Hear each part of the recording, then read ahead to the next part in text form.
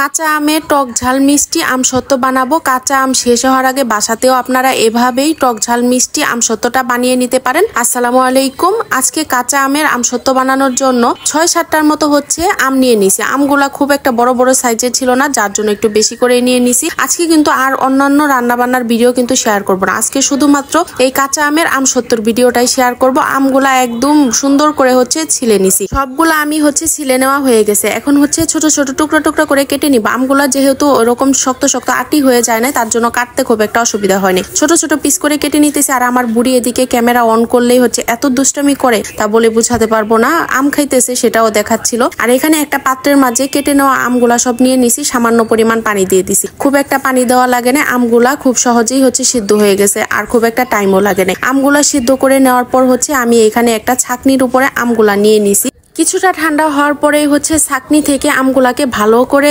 ছেঁকে একটা সুন্দর পিউরি বের করে নিব। আমগুলা ভেতরে একদম গরম গরমই ছিল, আমি হাত দিয়ে ধরতে পারতেছিলাম না, যার জন্য প্লাস্টিকের একটা খুন্তি নিয়ে নিছি। এটা দিয়ে খুব সুন্দর করে আমের পিউরিটা আমি বের করে নিব।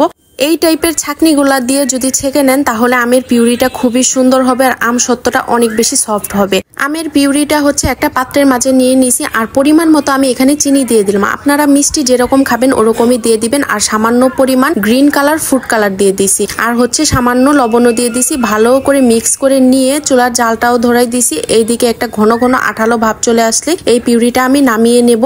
আপনারা চাইলে কিন্তু ফ্রুট কালারটাকে অ্যাভয়েড করতে পারেন। যেহেতু আমার রাইসা বুড়ি গ্রিন কালারটা অনেক বেশি পছন্দ করে, তার জন্যই বিশেষ করে এই কালারটা এই আমসত্ত্বের মাঝে দেওয়া। আমসত্ত্বের পিউরিটা হচ্ছে আমার সুন্দর করে জাল করে নেওয়া হয়ে গেছে।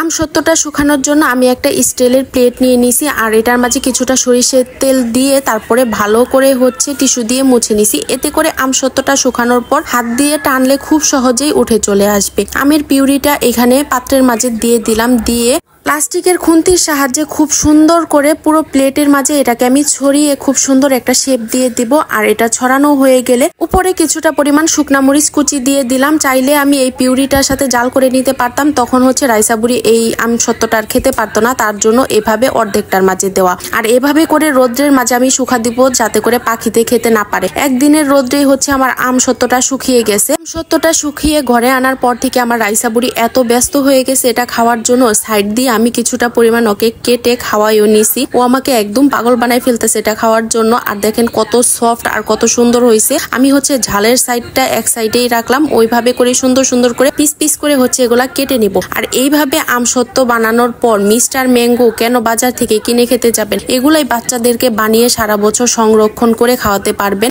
অযথা টাকা খরচ করে আর বাহির থেকে কিনতে হবে না। কাঁচা আম শেষ হওয়ার আগে আপনারাও আমার মতো বাসাতে এভাবে মিস্টার ম্যাঙ্গো তৈরি করে বাচ্চাদের খুশি করতে পারেন। আর একটু ডেকোরেশন করে নিলাম কিছু ছবি তোলার জন্য। আমরা যারা ভিডিও করি তারা কিন্তু সবকিছু রান্না বান্না শেষ করে সুন্দর করে একটু ডেকোরেশন করে নেই ছবি তোলার জন্য। আর আমিও সেটাই করতেছিলাম। আমার কাছে এত বেশি সুন্দর লাগতেছিল। আর পাতার মতো একটা শেপ দিয়ে আমি একটু কেটে নিয়েছিলাম। ঝাল আর মিষ্টি দুই সাইডে রাখছিলাম, তো আমার কাছে খুব সুন্দর লাগতেছিল। মিস্টার ম্যাঙ্গো বারও নিয়ে নিছি। তো আপনারা তো দেখতেই পাচ্ছেন কিভাবে ডেকোরেশনটা করলাম। আর খেতেও কিন্তু মাশাআল্লাহ অনেক বেশি মজা হয়েছে। আর ভিডিওটা ভালো লাগলে সবাইকে শেয়ার করে দিবেন, পেজটাতে ফলো দিয়ে দিবেন। ইউটিউব চ্যানেল থেকে দেখে থাকলে চ্যানেলটা সাবস্ক্রাইব করে দিবেন। আজকের মতো এখানেই শেষ করছি। আল্লাহ হাফেজ, ভালো থাকবেন সবাই।